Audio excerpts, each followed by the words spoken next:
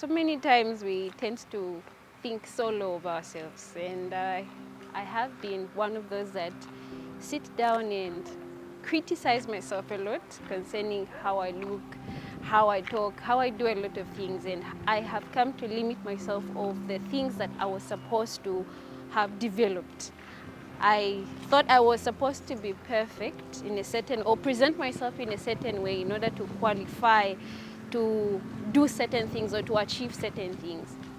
And I feel a lot of us are in that category. We don't think we are good enough to do certain things.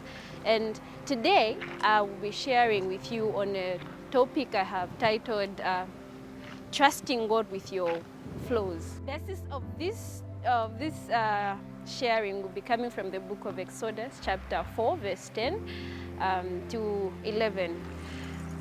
You discover that this feeling of being inadequate or being unable to level up to a certain standard that we expect ourselves to be is not happening. It's not only happening now. It's not only us that tend to feel this way. There are characters in the Bible that have experienced the same thing in the past.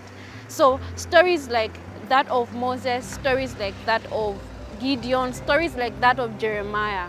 And I'll give an example. I'm giving an example of this because they show truly how they felt about themselves in terms of measuring up to God's standard. So with Moses, when God told him, I want you to go and free the children of Israel, he said, Lord, I am not able to speak, or I'm not eloquent enough to be able to do the things that you want me to do. And with Gideon thought he was not, he spoke of himself so little by saying, I come from the weakest tribe in Manasseh. I am the least in my father's house. Jeremiah said, I am so young. So we have different things that show our flaws. For some of us, it may be that we have not accepted certain things about ourselves that cause us to think, maybe I should have been looking in a certain way. I should have been more beautiful. I should have had that structure. I should have been more fluent in how I speak.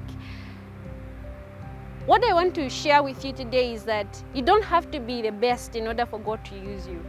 You are enough just the way you are. And if he needed someone richer to use, he would have gone for that option. But he chose you just the way you are. You are perfect for his plan just as you are right now. You may not feel like it. You may not feel like you qualify to be what God has said over you. Maybe God has placed something upon your heart.